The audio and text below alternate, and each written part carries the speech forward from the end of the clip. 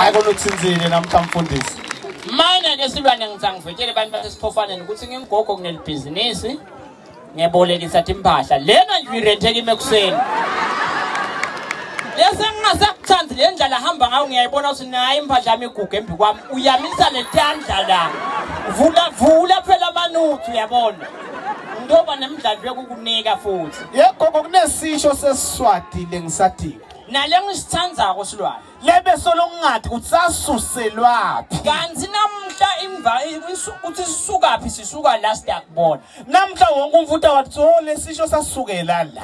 Esibane baningi lebe basade bangadi ngalesisho. Baningi kakhulu gogo ke umkhokhela ubalethele lengcikithi yalesisho. Baningi lebe bakade bafuna ukubona ukuthi lesisho sikhamka. Baningi labasithenza kolesisho nekusebenzisa kepha bayatibuta ukuthi sasuke la. Lamuhla umkhokhela ubalethele sibonelo salesisho. Kuthi sisho nzini usuka la uyapi. Lesisho kwesilwane sebasigadzile ukuthi sithini. Lesisho lisithi wathinza abafati, wathinza imbokodo.